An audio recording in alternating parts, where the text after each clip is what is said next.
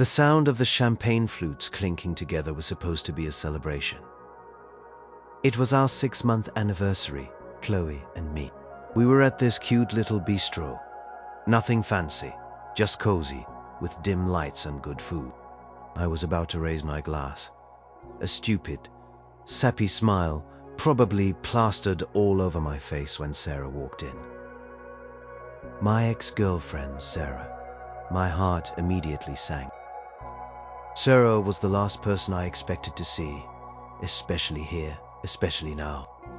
She scanned the room, her eyes narrowed, and then they landed on our table. Her expression hardened. For a second I thought she might just ignore us, maybe turn around and leave. No such luck.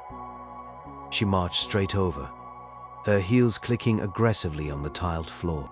Chloe looked up, sensing the shift in the atmosphere, and offered a polite small smile. Chloe was always like that. Classy, graceful, even when facing down a charging rhino. Sarah, however, was no rhino. She was a viper. Alex, Sarah said, her voice dripping with artificial sweetness, but her eyes were cold, like chips of ice. Fancy meeting you here. I cleared my throat, trying to play it cool. Sarah. Yeah, just grabbing some dinner. Chloe extended a hand, her smile still gentle. Hi, I am Chloe. It's nice to meet you. Sarah ignored Chloe's hand entirely, her gaze fixed on me.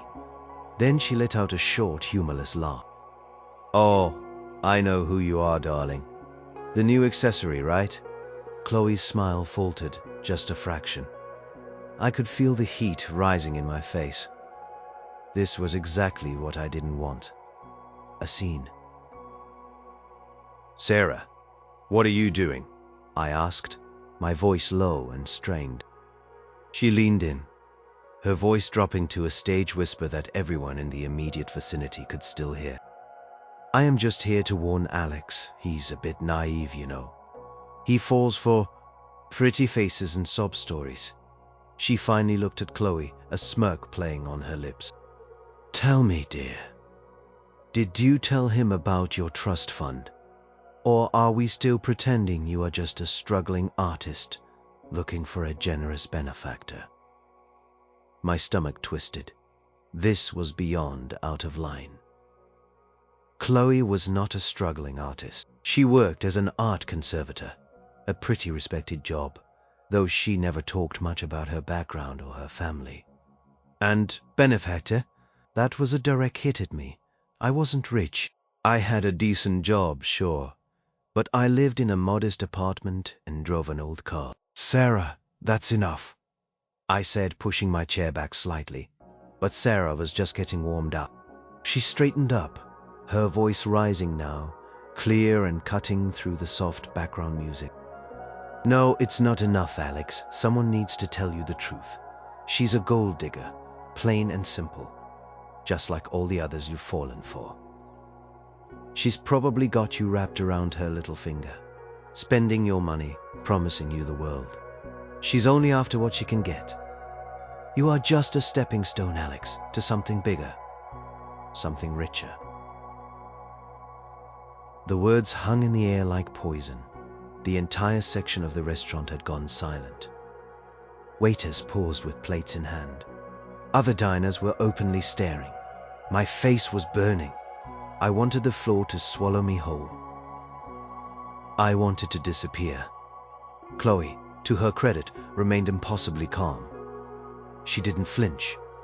She didn't raise her voice.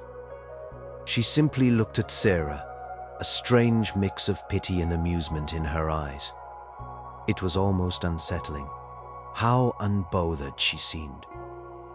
Are you quite finished? Chloe asked, her voice quiet but firm, carrying surprising weight in the suddenly hushed room. Sarah, emboldened by the attention, laughed again, a harsh grating sound. Oh, I am just getting started. I know your type.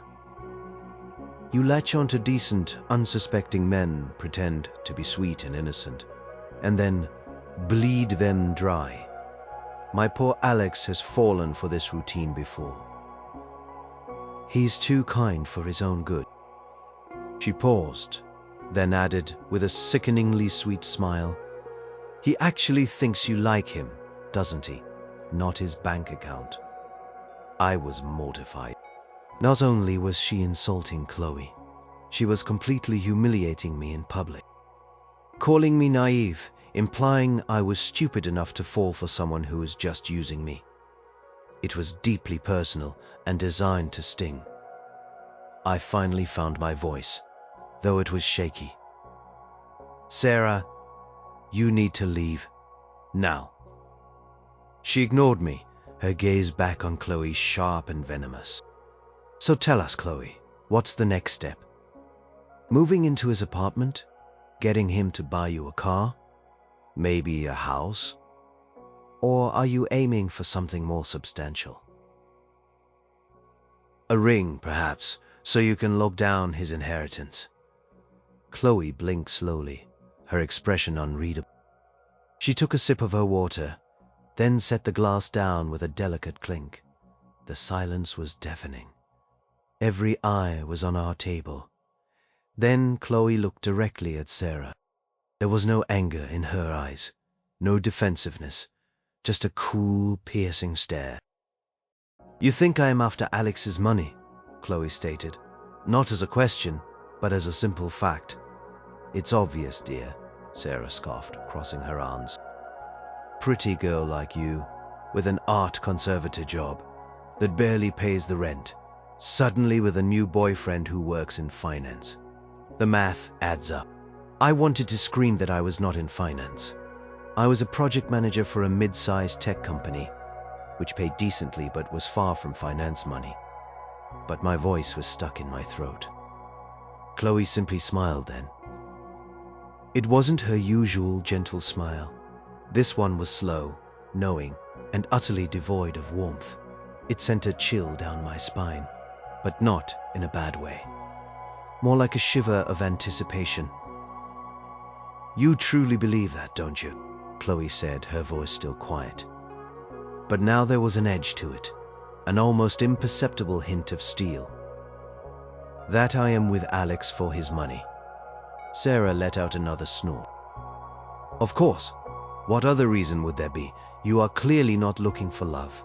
You are looking for a meal ticket. Chloe slowly reached into her small, unassuming handbag. It was a simple leather bag, nothing flashy. She pulled out her phone. It was a standard model, not the latest iPhone. Everything about Chloe was understated. That's why Sarah's accusation felt so baffling and absurd. But then, Chloe did something unexpected. She didn't check her messages or scroll through social media. She opened an app. She didn't hold the phone up for everyone to see, but she looked at the screen, a faint, almost pitying smile playing on her lips. Tell me, Sarah, Chloe said, her gaze still fixed on her phone, as if she were reading something incredibly interesting. Have you ever considered that perhaps the opposite is true? Sarah narrowed her eyes. The opposite? That you are actually poor and Alex is a sugar daddy. Don't make me laugh. Chloe finally looked up from her phone, her eyes meeting Sarah's. And then she said, very calmly, very clearly, loud enough for everyone to hear, a statement that made the entire bistro fall into a silence so profound you could hear the distant city trap. No, Sarah. I mean, have you ever considered that perhaps I am the one with the money? And not just a little bit. More than you, more than Alex, more than your entire family combined. Have you ever considered that perhaps, just perhaps, I could buy this entire restaurant and every single building on this street without even looking at my bank balance? My jaw dropped. The words hit me like a physical blow. The air felt thick. My mind reeled, trying to process what she had just said. It was so out of character, so utterly unbelievable, yet the conviction in her voice, the quiet authority, made it terrifyingly real. Sarah's face, which had been contorted in a sneer, went slack, Her mouth opened slightly, but no words came out. Her eyes, moments ago so full of venom, were now wide with shock and confusion. The diners, who had been listening intently, gasped. A waiter dropped a tray of bread rolls. Chloe, still perfectly composed, put her phone back in her bag. She picked up her fork and calmly took a bite of her pasta. She chewed thoughtfully, then swallowed. "Now," she said, looking at me, a soft, genuine smile returning to her face, as if nothing out of the ordinary had just happened.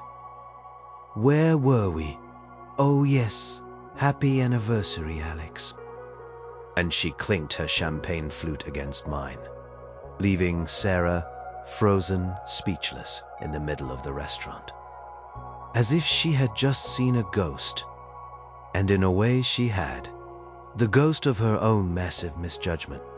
I sat there, champagne glass in hand, completely stunned, my mind racing, trying to make sense of the bombshell Chloe had just dropped. My girlfriend, a gold digger? Apparently not. The opposite, in fact. And the shock of that realization was just beginning to hit me. The silence in the bistro stretched, thick and uncomfortable, after Chloe's bombshell. Sarah stood there motionless, her mouth slightly agape, looking like she'd been hit by a truck. The confident smirk, the venomous glint in her eyes, all of it was gone, replaced by pure, unadulterated shock. She looked around the room as if expecting someone to laugh, to call Chloe a liar, but everyone was just staring at her, some with pity, others with thinly veiled amusement. The entire power dynamic had shifted in an instant. I was equally stunned, though for entirely different reasons. My girlfriend Chloe, the one who drove a sensible, slightly dated sedan, who wore understated clothes, who always insisted on splitting bills or paying for her share, who preferred quiet evenings at home to flashy parties. This Chloe had just casually declared she could buy the entire block. And somehow, in that moment, it didn't feel like an empty boast. It felt like a simple statement of fact. "Sarah," I finally managed to croak, my voice still shaky. "Are you going to leave?" She flinched, as if jolted awake. Her eyes darted from Chloe to me, then back to Chloe, as if trying to discern if this was some elaborate prank. But Chloe was just calmly eating her pasta, completely unfazed. It was truly a masterful display of composure. Sarah finally stammered. "What are you talking about? This is insane. You are lying. You are just trying to save face." Her voice was weak, lacking its earlier bite. Chloe looked up again, chewing slowly. "Am I?" she asked, her eyebrows slightly raised. She took another thoughtful bite, then swallowed. "Perhaps you should consider the source of your information, Sarah. Or perhaps you should just consider the possibility that not everyone lives life according to your narrow assumptions." That was it. That was the final nail in the coffin. Sarah, deflated and defeated, muttered something incoherent, turned on her heel, and practically fled the restaurant. Her hasty retreat was almost as dramatic as her entrance. The remaining diners slowly started whispering, resuming their meals, but their eyes kept flicking back to our table. I stared at Chloe. "What was that, Chloe?" I asked, my voice barely a whisper. "What did you just say?" She put down her fork and sighed, a small, weary sound. "It was the truth, Alex. Or at least enough of it to make her leave." "Enough of it?" I repeated, my mind still reeling. "You said you could buy this entire street. You said you had more money than my entire family. Chloe, what are you talking about?" She reached across the table and took my hand, her touch gentle and warm. "Alex, please. Let's just enjoy our anniversary dinner. We can talk about this later, okay? When we're not the subject of an entire restaurant's gossip." I looked around. She was right. Everyone was still staring, pretending not to. My face still felt hot. But how could I just pretend nothing happened? My world had just been turned upside down. I can't just ignore that, Chloe, I said, pulling my hand back gently. You dropped a bomb. A huge bomb. Are you seriously telling me you are, like, unbelievably rich? She sighed again, a deeper sigh this time.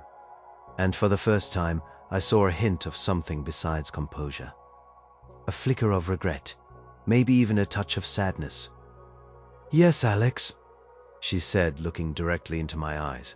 I am very, unbelievably, as you put it, rich. The words hung between us, stark and undeniable. My mind immediately went to all the small details I'd overlooked, or simply attributed to her being frugal or private. Her apartment, which she never let me visit, always insisting we meet out or at my place. Her lack of interest in designer brands, even though she clearly had good taste. The way she always seemed to know about rare art pieces or exclusive events, but never elaborated on how. But why didn't you ever tell me? I asked, feeling a knot of confusion and a strange mix of hurt forming in my chest. Had she been testing me? Did she not trust me? Chloe squeezed her lips together. 'Cause, Alex, it complicates things terribly. You have no idea how many people have come into my life, pretending to care, pretending to like me, when all they truly cared about was my family's name or our fortune. I just wanted someone to see me, Chloe. Not my bank account, not my family's legacy, just me. Her explanation was simple, but it hit me hard. I suddenly felt terrible for having even a flicker of doubt when Sarah made her accusation. Here was Chloe, revealing a deeply personal and vulnerable truth. A truth that explained so much about her quiet nature, her desire for normalcy. She wanted to be loved for herself. I understand, I said, though honestly I only partially did. The sheer scale of what she was implying was still beyond my comprehension. But to just drop it like that, in front of everyone, to Sarah. Chloe shrugged slightly. Sarah pushed me. She attacked you. She attacked our relationship. She called me a gold digger, which is ironic beyond measure sometimes. A direct, undeniable truth is the only way to shut down someone like that. She paused. And perhaps, after all this time, it was time you knew. I ran a hand through my hair. So, all this time, when you said your job as an art conservator was great, but you were looking for something more fulfilling, that was actually your quiet way of saying you were just doing it for passion, not necessity. She nodded. Exactly. My family owns a significant portion of a global art investment firm. My job is more like a passion project, ensuring the preservation of important works. It barely touches my personal finances. A global art investment firm. My head swam. This was so far beyond anything I could have imagined. My girlfriend was, what, an heiress? A mogul in her own right. Why did you never want to go to your apartment? I asked, a new question popping into my head. You always said it was small, and you preferred my place. A small smile touched her lips. It's not small, Alex. It's a penthouse in the city center. I just prefer the simplicity and genuine warmth of your apartment. And I wanted to keep that part of my life separate from our budding relationship. Until I knew you were truly genuine. My mind flashed back to our first date, where I insisted on paying. And she had to subtly argue with me to let her split it. Or the time I felt bad about my old car, and she said she loved its character. All those little things suddenly clicked into place, imbued with a new, startling meaning. She wasn't modest because she couldn't afford more. She was modest because she chose to be. So all those times you said you didn't like going to fancy places, or you preferred low-key restaurants like this one, that wasn't because of the price tag, was it? No, she confirmed softly. 'Twas because I genuinely prefer them. The less fuss, the less attention, the better. My life is already complicated enough, without seeking out more public displays of wealth. I leaned back in my chair, suddenly feeling very small, very out of my depth. The girl I had fallen in love with, the sweet, unassuming, intelligent woman, was apparently living a double life. And one of those lives was one of unimaginable wealth. Alex, Chloe said, her voice soft, pulling me back from my spiraling thoughts. Does this change anything? I looked at her, really looked at her. Her eyes were still kind, her smile still gentle, despite the immense secret she'd been carrying. She was still Chloe, the woman I'd spent the last 6 months falling deeply for. I don't know, I admitted honestly.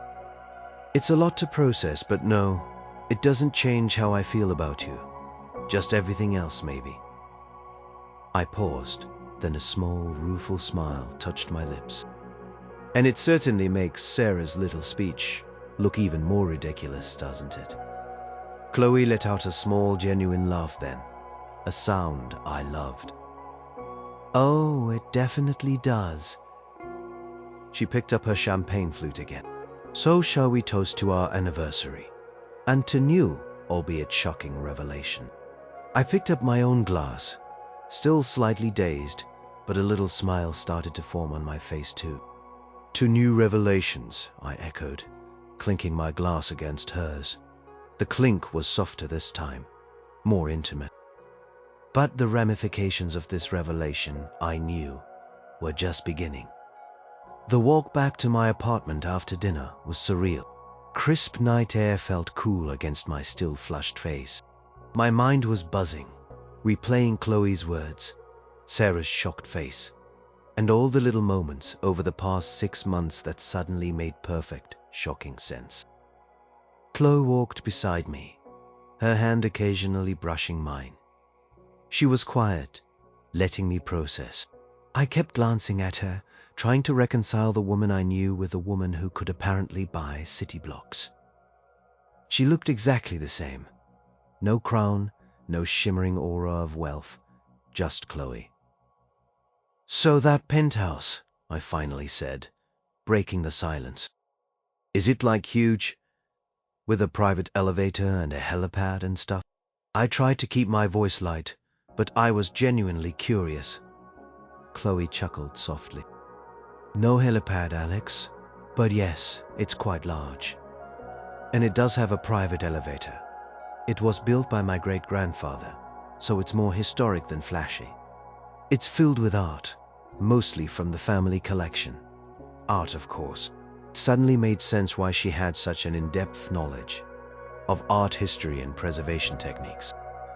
Her job wasn't just a passion, it was part of her inheritance, her lineage.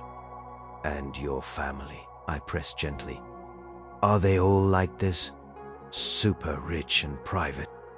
My family is very old money, Chloe explained, her voice quiet. My ancestors were industrialists, then diversified into various sectors, including art, real estate, and technology. They've always valued privacy and discretion above all else. Flaunting wealth is considered gauche, even irresponsible. My parents instilled in me the importance of contributing to society, not just consuming. I try to imagine what that life must be like, growing up with unlimited resources, but also with immense pressure to be discreet, to be responsible.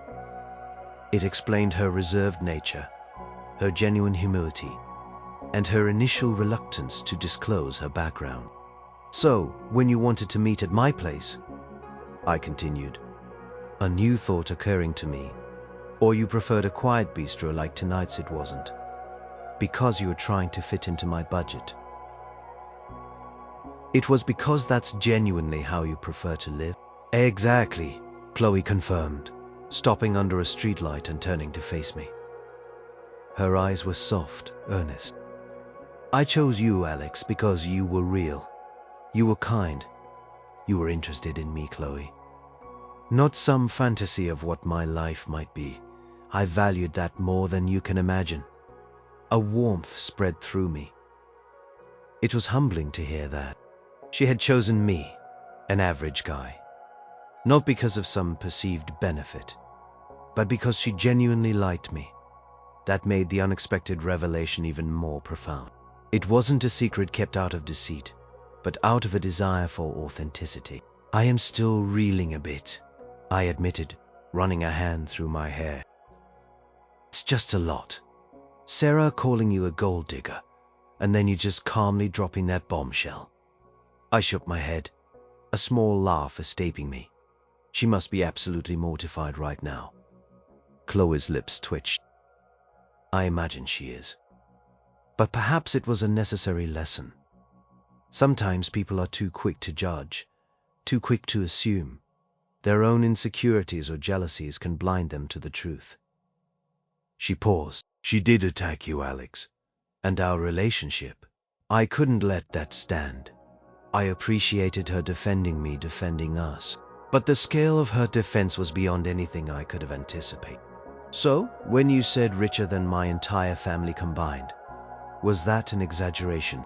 Chloe looked at me, a hint of something mischievous in her eyes. Let's just say, it wasn't an exaggeration, no.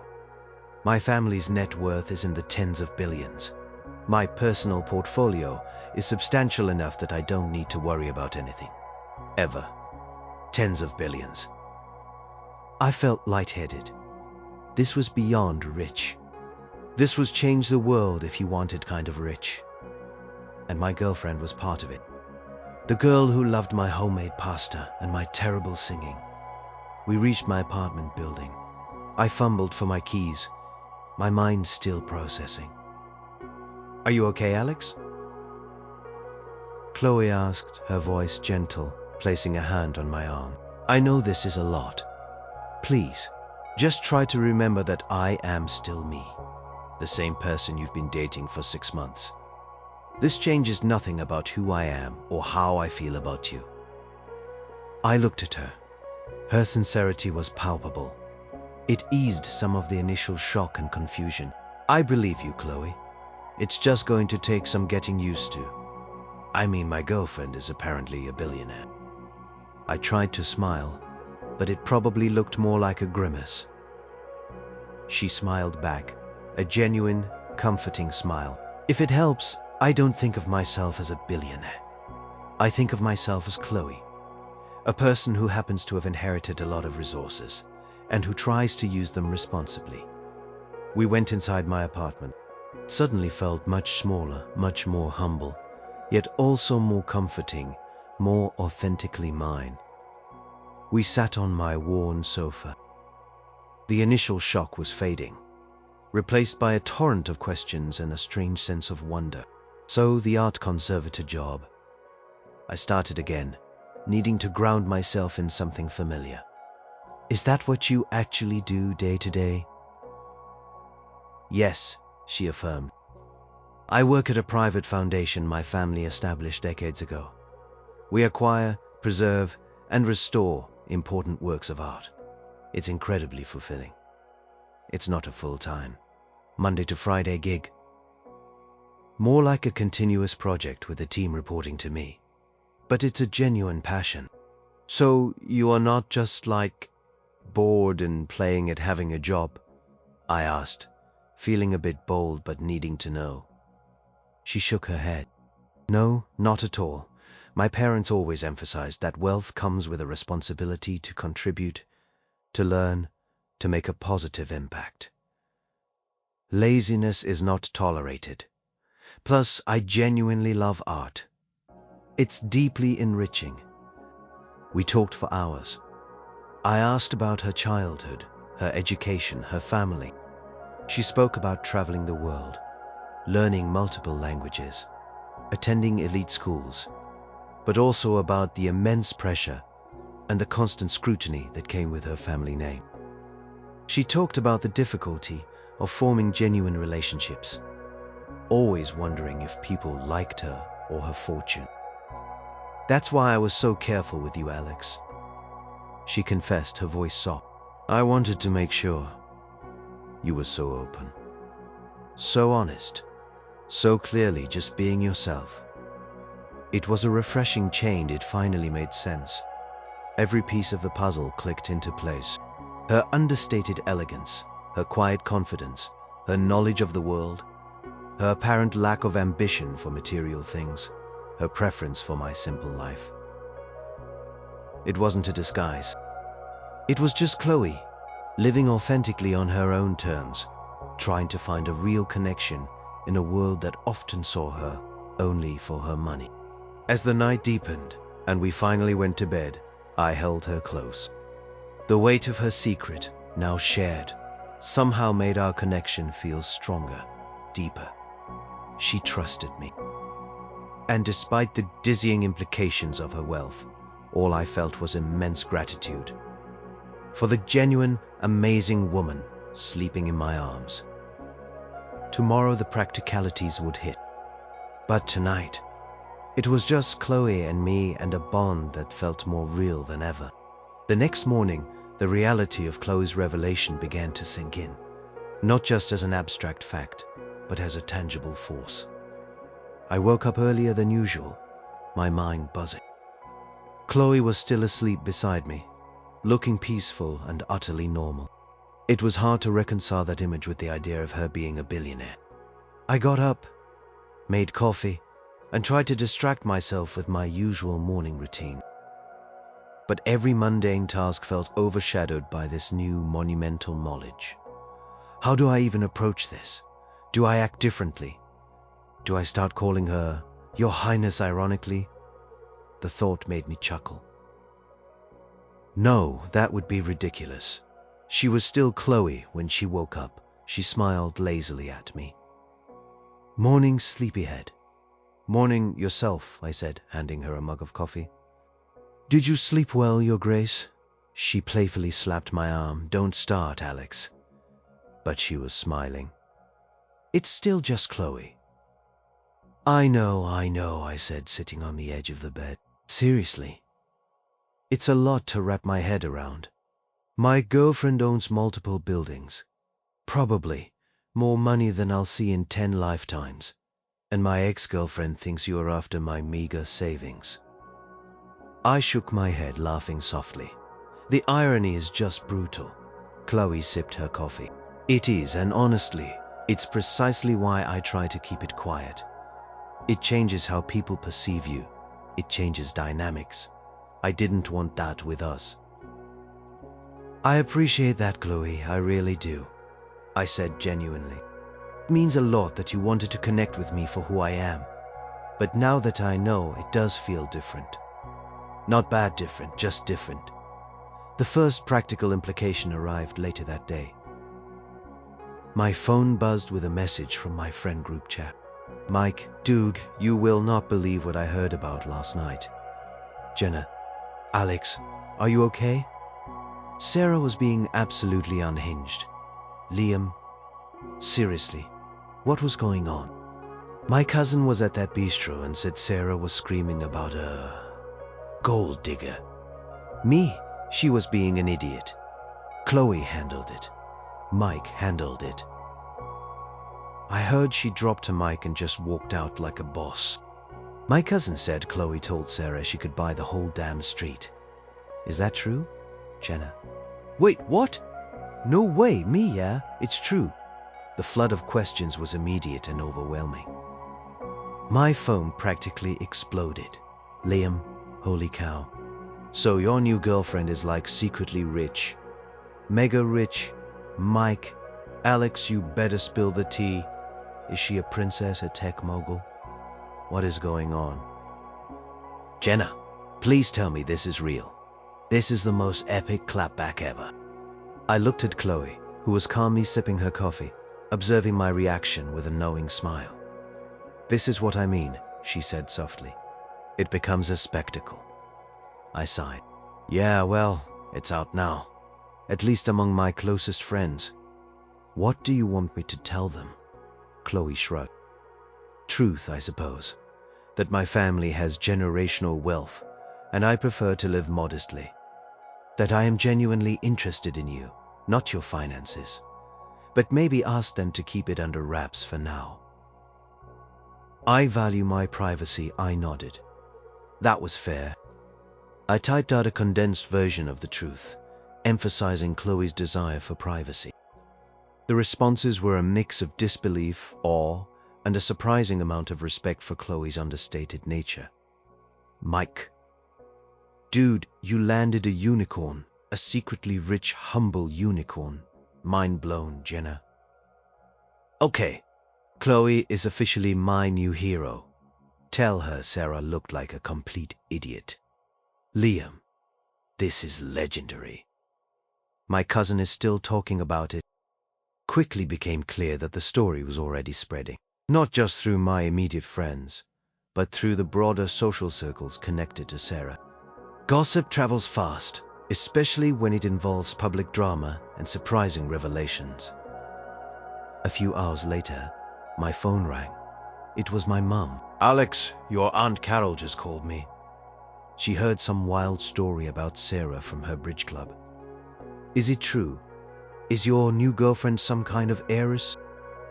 My mom's voice was a mix of shock and thinly veiled excitement. I spent another 20 minutes explaining, once again emphasizing Chloe's character and her preference for privacy. It was exhausting. And this was just the beginning. Chloe, meanwhile, seemed unbothered by the growing buzz. She was working on her laptop, reviewing some documents related to an art acquisition. She was focused, intelligent, and utterly in her element. It was fascinating to watch her switch from a casual girlfriend to someone clearly operating on a different level of responsibility and intellect. So, what happens next? I asked her, leaning against the doorframe of my makeshift home office. Are we going to suddenly start flying private jets to dinner? She looked up, a small smile playing on her lips. Only if you want to. I'd still prefer a quiet dinner, honestly. But if you ever want to experience a different kind of travel, I am happy to share it with you. I don't know, I admitted. It's a lot to get used to. I've always been independent, self-reliant, and suddenly my girlfriend has more money than I can even conceptualize. I felt a flicker of insecurity. Does this make me like a kept man or a charity case? Chloe immediately closed her laptop and walked over to me, taking my hands in hers. Her eyes were serious, gentle. Alex, never. Never think that. You are strong, capable, and completely independent. Your worth is not tied to your bank account, and neither is mine. My wealth is simply a tool, an inherited circumstance. It does not define me, and it certainly does not define you. She squeezed my hand. I want you in my life for who you are, Alex, not for what you can provide. And I hope you want me for who I am, not for what I possess. Our relationship is based on connection, respect, and love. Nothing else that has not changed, and it never will as long as we both work at it. Her words were reassuring, calming the turbulent waters in my mind. She was right. The money was just a circumstance. The core of our relationship remained, but still the implications were vast. My simple life was no longer so simple. It was now inextricably linked to a world of immense wealth and privilege, a world I knew nothing about. And somehow I had to navigate it without losing myself, or losing her. It was going to be an interesting journey. The days following Chloe's revelation were a blur of bewildered phone calls and whispered inquiry. It seemed the story of Sarah's public humiliation and Chloe's shocking comeback had spread like wildfire through our social circle. Some people were genuinely curious, others openly envious, and a few were clearly trying to figure out how to get closer to Chloe. My parents, after the initial shock, were surprisingly supportive. My mom, always the pragmatist, said, "Well, as long as she makes you happy, Alex. And it sounds like she's a good person, despite all that money." My dad, usually reserved, just kept repeating, "Tens of billions, you say? Incredible." Chloe remained her calm, composed self through it all. She continued to live her quiet, understated life. We still went to our favorite low-key restaurants. She still came to my apartment more often than I went to hers. But now, every time she insisted on paying her share, I knew it wasn't out of necessity. It was a conscious choice, a reaffirmation of her desire for normalcy, for a relationship unburdened by her wealth. One evening, as we were having dinner at my place, cooking together, I finally asked her something that had been nagging at me. "Chloe, why exactly did you choose me? I mean, with your background, you could have anyone. Someone from your world, someone who understands all this." I gestured vaguely. She paused, stirring the pasta sauce. "Alex, I've met people from my world, many of them. And often they're just as caught up in the superficiality of wealth as anyone else. They're interested in status, in connections, in maintaining appearances. They're not interested in genuine connection." She looked at me, her eyes warm and sincere. "You are authentic, you are kind, you are grounded.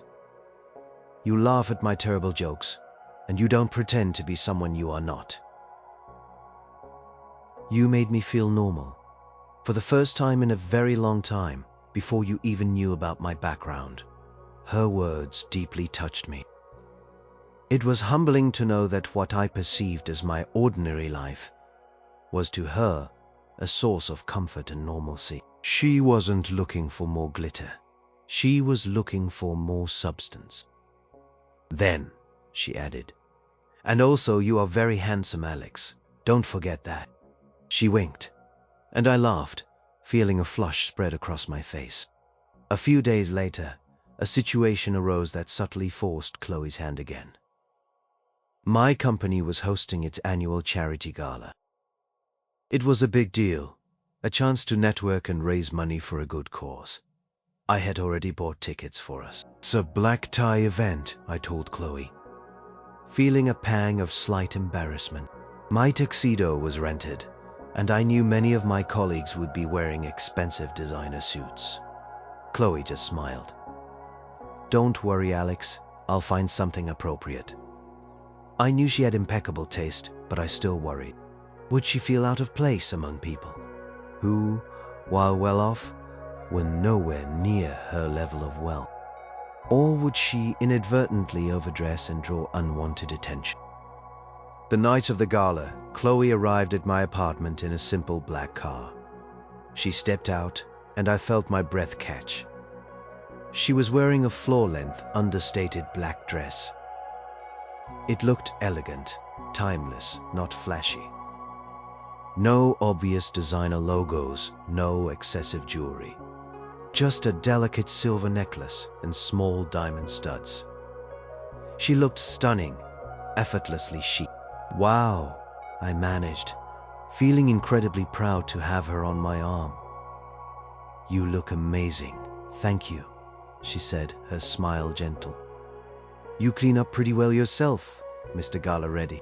As we entered the ballroom, I noticed the usual collection of expensive watches, designer gowns, and flashy jewelry. My colleagues and their spouses greeted me warmly, many of them casting subtle, curious glances at Chloe. She handled it all with grace, introducing herself simply as Chloe, offering polite smiles and engaging in polite conversation. She didn't boast, didn't overshare. She was just present. Later in the evening, during the charity auction, the stakes got higher. The auctioneer was rattling off increasingly expensive items. A weekend getaway at a luxury resort, a private cooking class with a celebrity chef, a signed sports memorabilia collection. People were bidding enthusiastically, raising their paddles for $5,000, $10,000, $20,000. Then, the final item was announced. A rare, vintage watch. A true collector's piece, with an estimated value of over $100,000. The bidding started high, at $50,000, and quickly climbed. My CEO, Mr. Harrison, was bidding aggressively, trying to secure it for his personal collection. He was currently at $80,000. Suddenly, a paddle went up from our table. It was Chloe. $100,000, she announced, her voice clear and calm. I nearly choked on my champagne. My eyes widened. $100,000. For a watch? My mouth went dry. My colleagues around us gasped, and Mr. Harrison's jaw visibly dropped. He looked at Chloe, then at me, with a surprised and slightly confused expression. 100,000 from the lovely lady at table 7. The auctioneer boomed, clearly delighted. Do I hear any more, Mr. Harrison?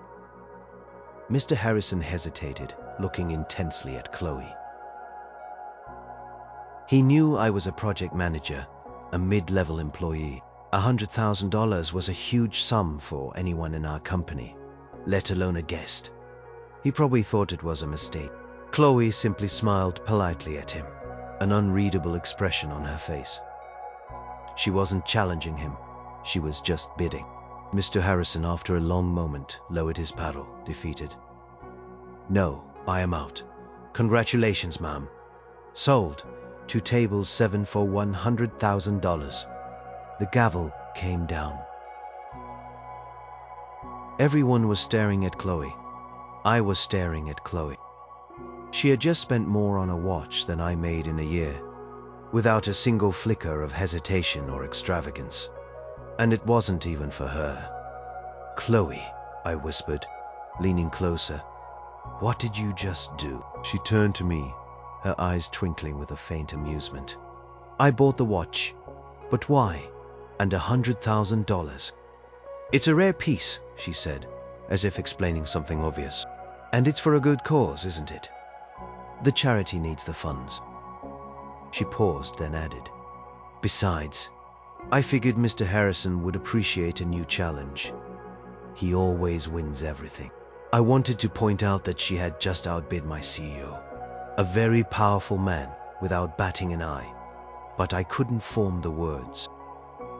Casual way she spent such a vast sum of money was staggering. It wasn't just the amount, it was the nonchalance.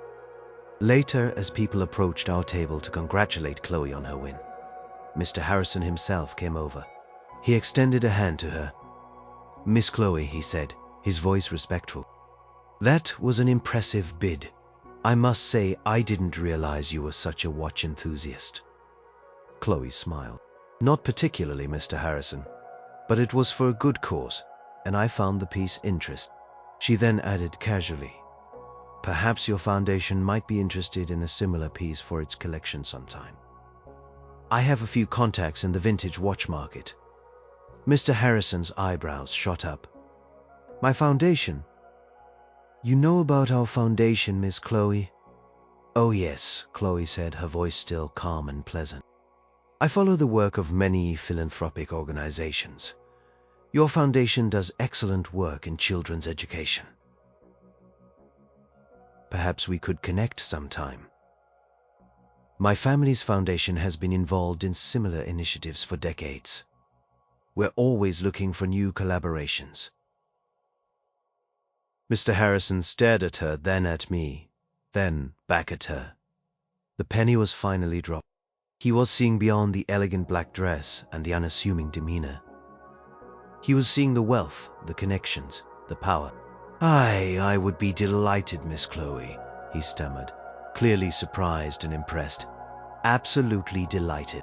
As he walked away, I finally understood the subtle power play. Chloe hadn't just outbid him. She had subtly revealed a part of her world, signaling that she was on a completely different level. She hadn't flaunted it, but she hadn't hidden it either. It was a strategic, elegant unveiling. You just offered to collaborate with my CEO's foundation, I said, feeling a mix of awe and amusement. Chloe shrugged, a faint smile on her lips. He seemed like a genuinely good man, and it's an important cause. And besides, she leaned closer, her voice dropping to a whisper, it's always good to have options, isn't it? For the watch. I looked at the watch she had just bought, sitting on the table, $100,000 in gold and steel. It was beautiful, undoubtedly. But to her, it was just a casual acquisition, a generous donation and a strategic move. My world, and my understanding of wealth had just expanded exponentially. And I realized this was just the tip of the iceberg. The gala incident sent ripples through my professional life. Suddenly, my colleagues were looking at me different. My boss, Mr. Harrison, was unusually cordial, even deferential. It wasn't just that Chloe had outbid him. It was the casual mention of her family's foundation, her connections in the art and vintage markets. He was beginning to put the pieces together, realizing Chloe was far more than just Alex's new girlfriend.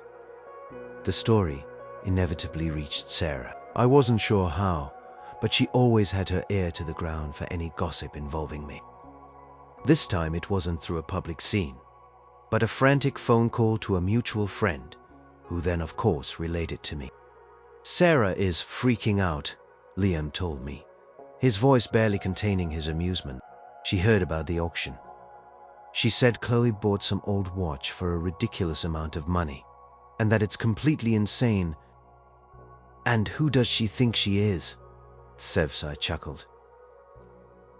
"She's just mad she was wrong." "Oh, she's beyond mad," Liam corrected. "She's humiliated. She can't stand that. Chloe isn't who she thought she was. She was so sure Chloe was after your money. And now it turns out Chloe could buy your entire family." Sarah is trying to backtrack, saying she misjudged Chloe and that everyone makes mistakes. I just shook my head. Sarah's attempts to save face were pathetic. It was too late for her. Chloe had given her a public lesson in humility, and Sarah was reaping the bitter consequences. Chloe, for her part, seemed oblivious to the social earthquake she had caused. She was too busy living her actual life, which involved overseeing art restoration projects, meeting with philanthropists, and occasionally flying to other continents for reasons she vaguely described as family business. I was slowly being drawn into her world, or at least seeing glimpses of it. She invited me to her penthouse. It wasn't flashy or ostentatious, but it was immense. High ceilings, panoramic city views, walls adorned with priceless works of art that I'd only ever seen in books. It felt more like a private museum than a home. Her modest car was still the one she mostly drove, but I once saw a gleaming high-end sports car parked in her private garage, along with a chauffeured luxury sedan. She just shrugged and said, "Family cars, for when I need to pretend to be someone important." Despite all this, Chloe never changed. She was still the same kind, intelligent, witty woman I had fallen in love with. She still loved our quiet evenings, our home-cooked meals, and my terrible singing. She never made me feel inferior, never made me feel like my life was less significant. If anything, she seemed to cherish the normalcy I represented. But I did feel the pressure sometimes. Pressure to live up to her world, even though she never asked me to. The insecurity that inevitably creeps in when your partner has such vast resources. Would I ever feel truly equal? Would I always be the boyfriend of the rich heiress? One afternoon, Chloe invited me to her family's estate for a weekend. "It's just a casual family gathering," she said, her voice light. "My parents would love to meet you." "Casual?" I repeated, trying not to sound terrified. "Chloe, you live in a penthouse with a private elevator. What's casual for your family?" She just smiled. "Don't worry, just be yourself. They'll love you." I packed my best clothes, still feeling completely out of my depth. The estate was not just a house, it was a compound.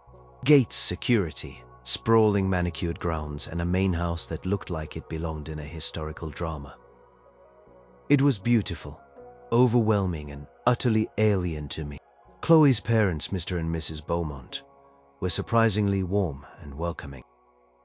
They were refined, intelligent, and impeccably dressed, but they didn't exude arrogance. They seemed genuinely interested in me, asking about my job, my interests, my family. They didn't mention their wealth or Chloe's. It was clear they valued discretion as much as Chloe did. Her family, however, was another story. Cousins, aunts, uncles, all dressed in expensive casual attire, some of them giving me subtle, appraising looks. There was a faint hum of conversation about market trends, private jet routes, and exclusive art auctions. It was a world I didn't understand, and definitely didn't belong in. One of Chloe's cousins, a slick-looking man named Julian, cornered me by the pool. "So, you are Chloe's new beau," he said, his smile a little too wide, a little too knowing. "Alex, right? What do you do?" "I am a project manager at a tech company," I said, feeling my collar suddenly tighten. Julian nodded slowly, his eyes scanning me up and down. "Right, project management. So what? You handle budgets, Excel spreadsheets?" He chuckled, a condescending sound. "Must be a big step up for you, dating a Beaumont. You are lucky Chloe has a soft spot for the, shall we say, less established types." My blood ran cold. This was exactly what I had feared. The implication that I was somehow less, that I was punching above my weight, that Chloe was just slumming it with me. "Julian." Chloe's voice cut in, sharp and clear. She had appeared seemingly out of nowhere, her expression cool. "Alex is here as my guest, and he is a valued professional in his own right. Your comments are neither welcome nor appropriate." Julian's smile faltered. He clearly respected Chloe, or perhaps feared her. "Just making conversation, Chloe," he mumbled, backing away. Chloe turned to me, her hand immediately finding mine. "Are you okay?" she asked, her voice soft with concern. I nodded, though I still felt a knot in my stomach. "Yeah, just a bit out of my element." "I am sorry," she said, her thumb tracing patterns on my hand. "Some of my family can be difficult. They live in a very insular world." It was then I realized the depth of what Chloe had sacrificed for our relationship. She had willingly stepped out of her gilded cage to find something real, something normal with me. And in doing so, she had to navigate not just my world, but also the subtle judgments and expectations of her own. Despite the awkward encounter, the rest of the weekend passed without major incident. Chloe's parents were genuinely lovely, making me feel welcome. And spending time with Chloe in her natural habitat, seeing her effortless command in such a grand setting, was eye-opening. She was truly a woman of two worlds, and she navigated both with an innate grace. As we drove back to the city, back to my simple apartment, I felt a renewed appreciation for her. She had every reason to be arrogant, to be distant, to live a life completely separate from mine, but she chose not to. She chose me. "Thank you for this weekend, Chloe," I said, meaning it. "It was an experience," she smiled, reaching for my hand. "It was good for you to see it, Alex, to understand a bit more of where I come from, and to see that despite all that, I am still just Chloe." "You are," I agreed, squeezing her hand. "And that's all that matters to me." But I also knew that the challenges wouldn't stop.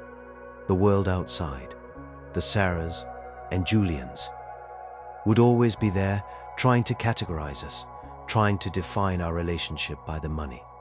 It was up to us to prove them wrong. The week after the family estate visit was surprisingly quiet. Sarah had seemingly retreated, perhaps licking her wounds, or perhaps just running out of steam and allies. My colleagues were still intrigued, but respectful.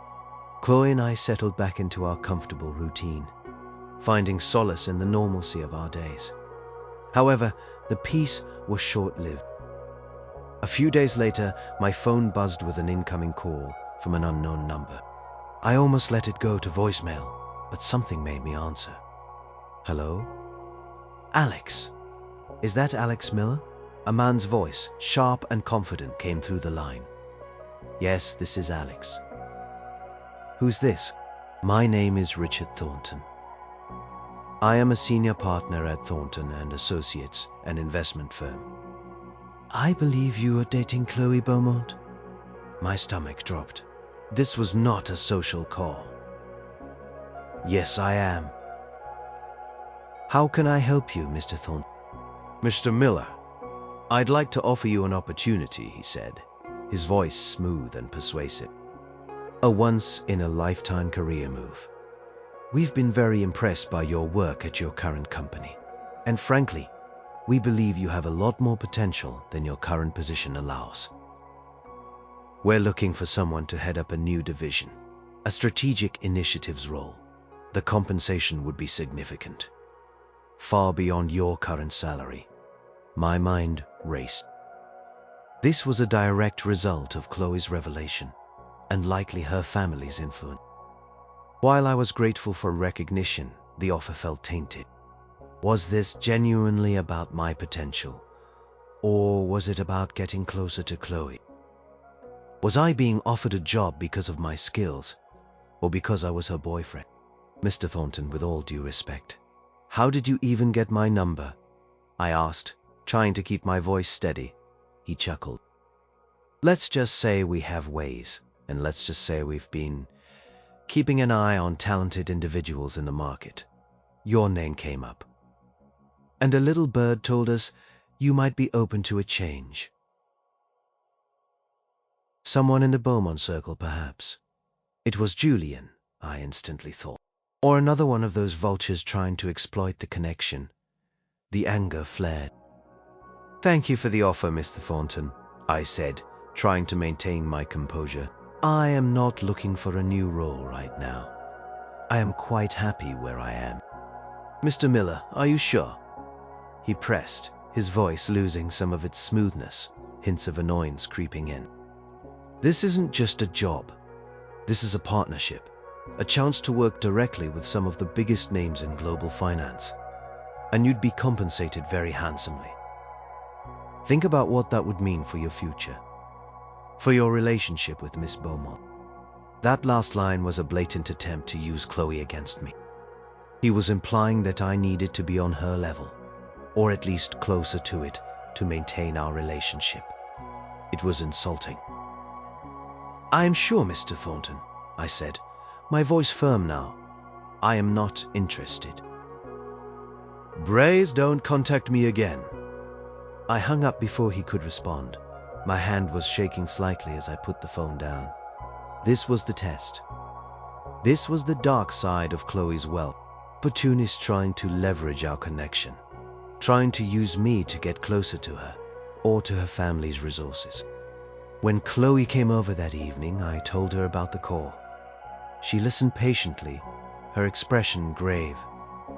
Richard Thornton, she murmured. Yes, I know of him. He's notoriously aggressive. I apologize, Alex. I tried to keep this from happening, but some people are very persistent once they smell an opportunity. It's not your fault, Chloe, I said, running a hand through my hair. But it highlighted something for me. This is what you've been dealing with your entire life, isn't it? People constantly trying to use you, to exploit your connections. She nodded, her eyes sad. Yes, it's exhausting. It's why I am so guarded. It's why finding someone genuine, someone who sees me for me, is so incredibly rare and precious. She looked at me, her gaze intense. Thank you for turning him down, Alex. It means the world to me that you did, that you are not like that. Of course I am not like that, I scoffed, but then the gravity of it hit me. He had offered me a huge salary, a partnership, a chance to jump up the corporate ladder overnight. For someone who was ambitious, who wanted more, it would have been a massive temptation. But accepting it would have been accepting a golden leash.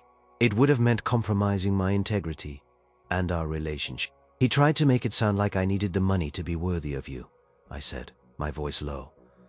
Like I needed to be richer to deserve you. Chloe immediately reached out and pulled me into a hug. She held me tight. You deserve me exactly as you are, Alex.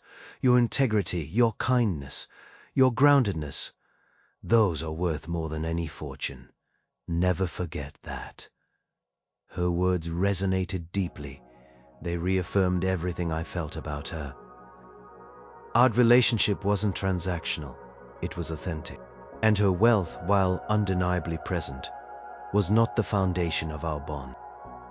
The next day there was a message from Sarah in my social media DMs. It was long, rambling, and full of half apologies. Sarah, Alex, I wanted to reach out. I am so sorry about what happened at the bistro. I was completely out of line. I was just upset and jealous, and I said things I didn't mean. I really misjudged Chloe. She seems like a truly remarkable woman. I hope you can forgive me. I'd love to grab coffee sometime and explain myself properly. I stared at the message. It was a thinly veiled attempt to re-enter my life, to perhaps even get closer to Chloe through me. The sudden interest in apologizing, the sudden recognition of Chloe's remarkableness. It was all too transparent. She didn't care about me or Chloe. She just wanted a piece of the action, or to mitigate her humiliation.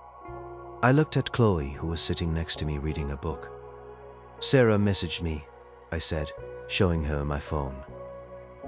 Chloe read the message, her expression unreadable. She handed the phone back to me. What are you going to do? I am going to ignore it, I said without hesitation.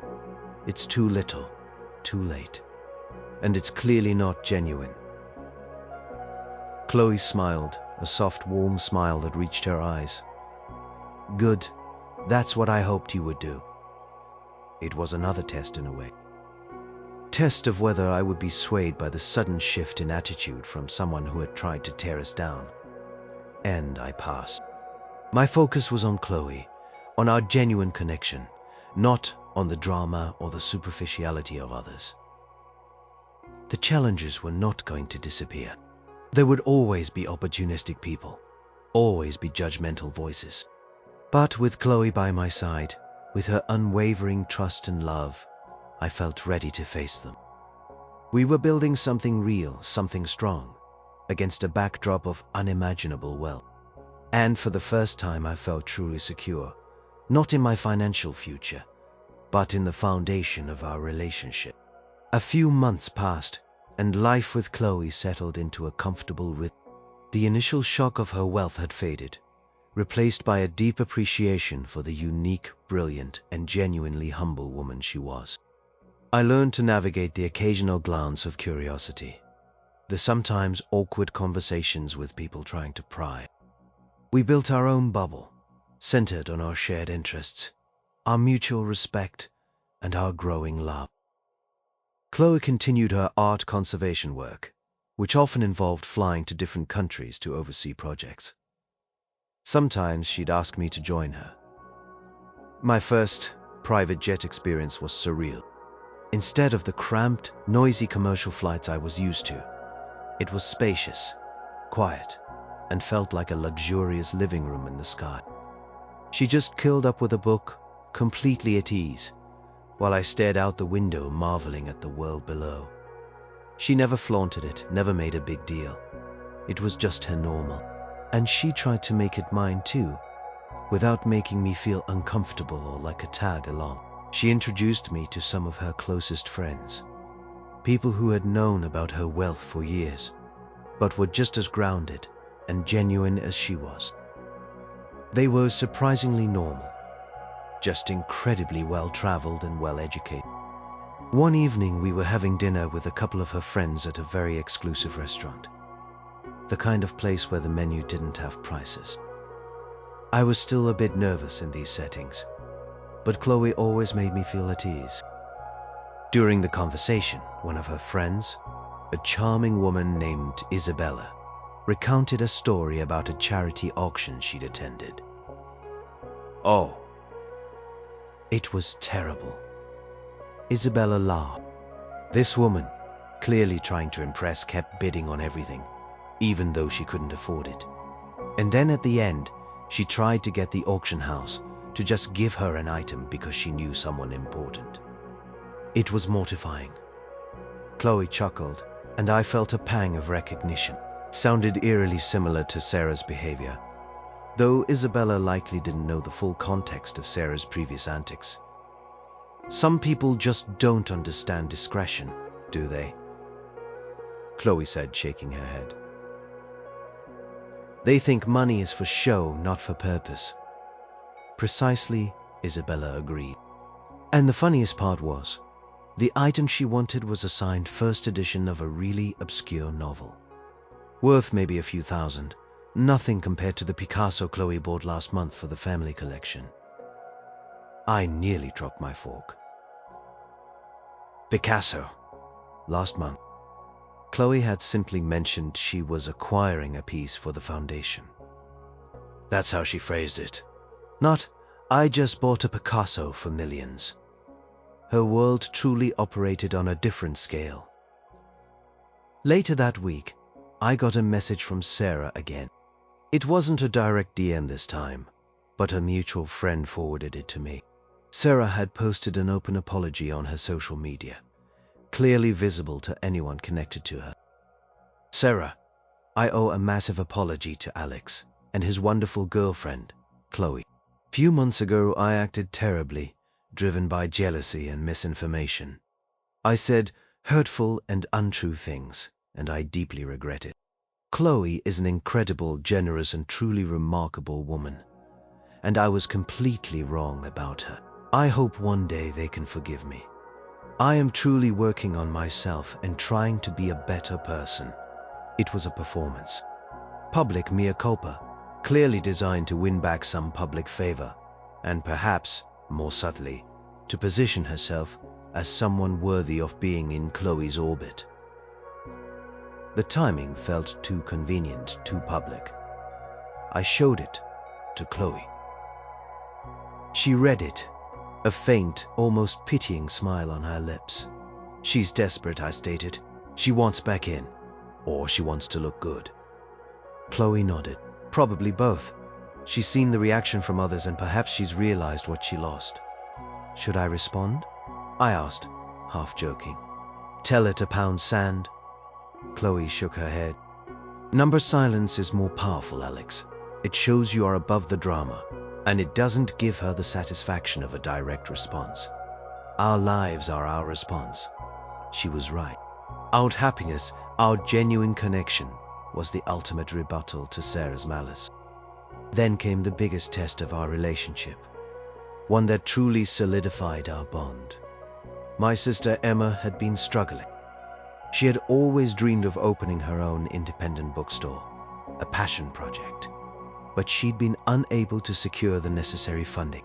She had worked for years, saved every penny, but a small business loan was proving impossible to get. She called me distraught. I just got another rejection, Alex. I don't know what else to do. My dream is just going to die. My heart ached for her. I wanted to help, but I didn't have that kind of money. Not even close. I told Chloe about it that evening. She listened intently, her expression sympathetic. How much does she need? Chloe asked, her voice soft. Around $200,000 for the first year, to get the space, initial inventory, and operating costs, I explained. It's a huge amount for her, for me. Chloe was silent for a moment. Then she said, I can help her, Alex. My eyes widened. Chloe, you don't have to. I mean, that's a lot of money even for you. And it's my family. It's not just about the money, Alex, she said, her gaze steady. It's about helping someone you care about achieve their dream. And it's about proving that my wealth can be used for good, not just for personal gain or for drama. She reached for my hand. I want to help. If your sister is truly passionate and has a solid business plan, I'd be honored to invest. Invest? I repeated. Yes, she confirmed. Not a handout, an investment. A loan if she prefers. With clear terms, no interest if that's what she needs to get started. I'd want to see her business plan, of course, and offer any advice I can. It would be a genuine partnership. My family invests in good ideas and good people all the time, not just in art. Her approach was practical, business-minded, yet incredibly generous and compassionate. It was a perfect blend of her worlds. I called Emma, barely able to contain my excitement. I explained that a friend of mine, Chloe, was interested in possibly investing in her bookstore. I downplayed Chloe's immense wealth, just saying she came from a family of investors. Emma was cautiously optimistic. She sent over her meticulously prepared business plan. Chloe reviewed it that night. "It's good," Chloe said, looking out from her laptop. "Very thorough. She has a real vision. And the location she scouted is excellent." The next day, Chloe arranged a video call with Emma. I sat beside Chloe, watching as she engaged with my sister, asking intelligent, probing questions, offering insights from her family's extensive business experience. She wasn't condescending. She was genuinely helpful and encouraging. By the end of the call, Chloe had committed to investing the full $200,000. Emma was speechless, tears streaming down her face. She kept thanking Chloe, almost bowing. "No thanks necessary, Emma," Chloe said, her smile warm. "This is a sound investment in a wonderful dream. I look forward to seeing the bookstore come to life." The impact on my family was immense. My sister's dream, which had seemed impossible, was suddenly within reach. My parents were astounded by Chloe's generosity and her down-to-earth approach. It dissolved any lingering skepticism they might have had about her or her wealth. They saw her for what she truly was, a genuinely good person with incredible resources, choosing to use them to uplift others. This act of kindness, this tangible demonstration of Chloe's character, solidified my own feelings. It wasn't just that she was rich, it was how she was rich. She used her wealth not as a shield, not as a weapon, but as a tool for good. And seeing that, I knew beyond a shadow of a doubt that I loved her deeply, not for her money, but for her heart. Our journey had been unexpected, filled with shocking hooks and public drama, but it had led us to a place of profound understanding and unwavering love. With Chloe's investment, Emma's dream bookstore, aptly named The Open Book, became a reality faster than anyone could have imagined. The process was a whirlwind. Chloe connected Emma with her family's network of business advisors, legal experts, and even a discreet real estate broker, who helped secure an even better location than Emma had initially found. Chloe didn't just hand over the money. She offered genuine guidance and support. She met with Emma regularly, not as an aloof investor, but as a mentor, sharing insights on market trends, marketing strategies, and even interior design. She helped Emma navigate the complexities of permits and suppliers, making the daunting task of opening a business feel manageable. My sister, once disheartened, was now radiating with purpose and excitement. She often called me, gushing about Chloe's brilliance and generosity. "She's not just smart, Alex, she's kind. And she actually listens," Emma would exclaim, still a bit in awe. My parents were equally impressed, and Chloe was quickly integrated into our family, welcomed with open arms and immense gratitude. The grand opening of The Open Book was a joyous affair. The store was beautiful, filled with warmth and the inviting smell of new books. Our entire family was there, beaming with pride. Chloe stood beside me, looking genuinely happy, chatting with Emma and laughing with my parents. She wore a simple, elegant dress, blending seamlessly into the crowd, her immense wealth quietly present, but never dominating. Suddenly, a familiar, unwelcome voice cut through the cheerful chatter. "Well, well, well. Look what we have here." My heart sank. Sarah. She stood at the entrance, flanked by two friends, her eyes sweeping the room, her expression a mix of forced politeness and thinly veiled resentment. She hadn't been invited, of course. She must have seen the announcements online, or heard through the grapevine. I tensed, preparing for a scene. Chloe subtly squeezed my hand, a silent signal for calm. Sarah approached us, her smile plastic. Alex. Chloe. What a lovely space. So quaint. The word quaint was clearly meant to be a subtle jab. Sarah, I said, my voice flat. What are you doing here? She feigned surprise. Oh, darling, I came to support Emma. And of course to finally offer my sincerest, most public apology to Chloe.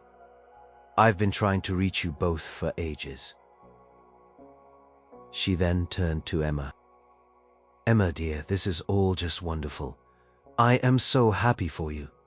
I heard about the investment. So incredibly generous of Chloe. Her tone was sickly sweet, clearly an attempt to butter Chloe up. Chloe looked at Sarah, her expression unreadable. No anger, no animosity, just a quiet, almost sad understanding.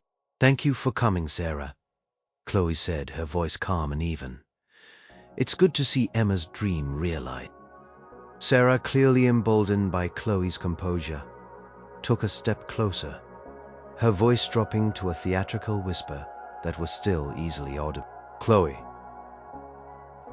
I just wanted to say again how truly sorry I am for my past behavior. I was completely mistaken about you. I've come to realize you are not a gold digger at all. In fact, it's quite the opposite. You are a philanthropist, a benefactor. And Alex is so lucky to have found someone who can, well, elevate his life. The words hung in the air.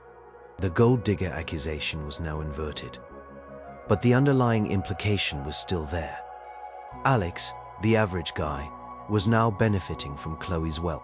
It was a backhanded compliment, an attempt to undermine my own worthwhile, ostensibly praising Chloe. Chloe's expression didn't change.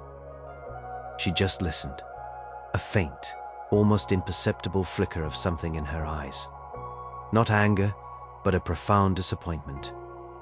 Then Chloe spoke. Her voice was quiet, but it carried a remarkable authority, silencing the surrounding chat.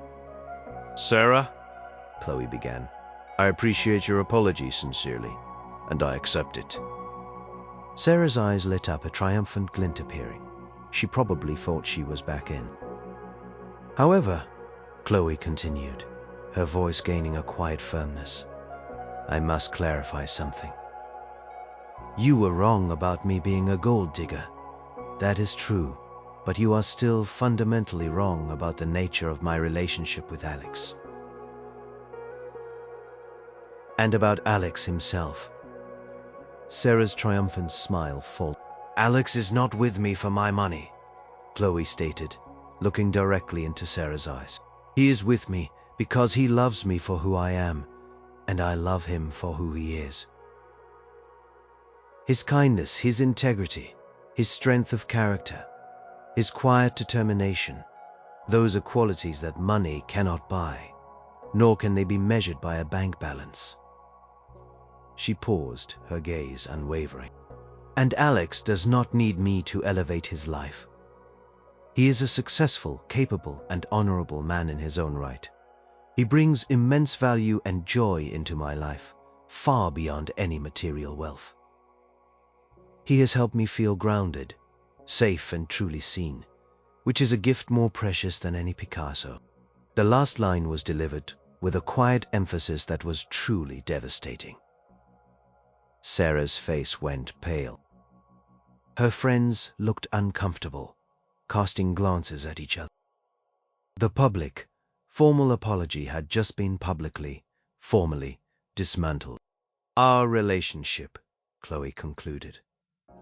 Her voice soft, but absolute, is not about financial transaction, or social climbing, or any of the superficial things you seem to value. It is about a genuine connection between two people. And that, Sarah, is something you clearly still do not understand. Sarah was utterly speechless. She stammered, tried to form words, but none came out. The truth, delivered with such calm, dignified power, had completely disarmed her. She finally turned, her face flushed with mortification, and practically ran out of the bookstore, her friends trailing awkwardly behind her. A ripple of quiet applause broke out among some of the onlookers who had witnessed the exchange. Emma rushed over and hugged Chloe tightly. "That was amazing, Chloe," she whispered. "Thank you." Chloe smiled, a genuine warm smile. She turned to me, her eyes shining with affection and pride. "I love you, Alex," she whispered, "just for me." "I love you too, Chloe," I whispered back, my heart swelling. This was it. This was the foundation. Not the wealth, not the status, but the unwavering belief in each other, the quiet dignity, and the profound love that had blossomed against all odds. The aftermath of Sarah's second public humiliation was swift and decisive. This time, there was no room for misinterpretation. Chloe had not merely revealed her wealth, she had articulated the true nature of our relationship with such clarity and grace that it left no doubt. The story circulated widely, painting Sarah as not just jealous, but truly clueless, and Chloe as a woman of immense substance. People in my social circle, and even in Sarah's, distanced themselves from her, tired of her endless drama and transparent attempts to reclaim relevance. Life with Chloe continued to thrive. We found a comfortable balance between our two worlds. We still cherished our quiet evenings at my apartment, cooking simple meals and watching movies. But sometimes, we'd attend a high-profile charity event. Or she'd take me on a spontaneous trip to a remote, beautiful location on her private jet. I was no longer intimidated by her world.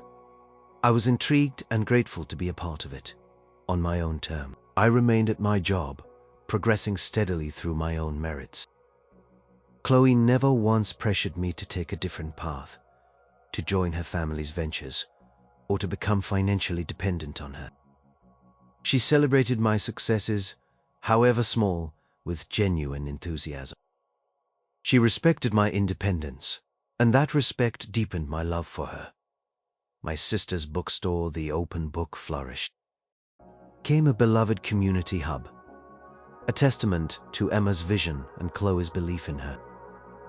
Chloe continued to be a silent partner, offering guidance when asked, but always allowing Emma to steer her own ship. The success of the bookstore also brought me immense pride, a tangible representation of how Chloe's generosity had genuinely changed lives for the better. One crisp autumn evening, we were taking a walk through a park near my apartment, something we often did to unwind after a long week. The leaves crunched underfoot and the air was cool and fresh. "You know," I said, looking at Chloe, "it's funny to think back to that night at the bistro. Sarah calling you a gold digger. It feels like a lifetime ago." Chloe smiled, a soft, reminiscent smile. "It does. It was quite the introduction, wasn't it?" "It was certainly shocking," I agreed. "But it also made me realize so much. About you, about myself, about what really matters." I stopped walking and turned to face her. The park was quiet, the city lights twinkling softly in the distance. I reached into my pocket, my heart thumping a little faster. "Chloe," I began, my voice a little shaky, "you've brought so much joy, so much depth, and so much realness into my life. You saw me, truly saw me, before you ever revealed who you were. And you've shown me that true wealth isn't about money, it's about character, about kindness, about love. You make me a better person." I got down on one knee. Chloe gasped, her eyes widening, a hand flying to her mouth. "Chloe Beaumont," I said, pulling out a simple, elegant ring from a small velvet box. It wasn't flashy or ostentatious. It was beautiful, classic, and it was entirely from my own savings, a symbol of my genuine commitment. "Will you marry me?" Tears welled up in her eyes, sparkling in the lamplight. Her smile was radiant, pure joy. "Oh, Alex," she whispered, her voice thick with emotion. "Yes, 1,000 times, yes." She knelt down to meet me, wrapping her arms around my neck, holding me tight. I slipped the ring onto her finger. It fit perfectly. "It's beautiful, Alex," she murmured, pulling back slightly to look at it, tears still streaming down her face. "It's perfect." We sat there on a park bench for a long time, holding hands, talking about our future. A future that was still ours, a future built on love and authenticity, regardless of the staggering wealth that would always be a part of Chloe's life. We would navigate it together as a team. Our engagement announcement was met with overwhelming joy from our families and genuine happiness from our friends. Emma was ecstatic, proclaiming it the best news ever. My parents embraced Chloe as their own. Sarah, of course, heard the news. She didn't post anything. She didn't message. She didn't call. Her silence was louder than any of her previous outbursts. She had seen the truth undeniable and unshakable. My girlfriend, who she had called a gold digger, was not only richer than all of us, but was marrying me, the average guy, for love. It was the ultimate quiet victory. Our wedding was intimate, held in a beautiful historic garden, not Chloe's family estate. It was a celebration of us, surrounded by the people who truly loved and supported us. Chloe wore a simple, elegant gown that truly reflected her style. I looked at her standing there, radiating happiness, and I knew I was the luckiest man in the world. We danced our first dance as husband and wife under the stars. The world, with all its complexities, its judgments, and its material obsessions, faded into the background. All that mattered was Chloe, her hand in mine, her eyes reflecting the endless possibilities of our shared future. The gold digger accusation, once a shocking hook, had become an ironic footnote, a distant memory of a path not taken, a testament to the powerful, undeniable truth of genuine love. We had built our own story, and it was a masterpiece.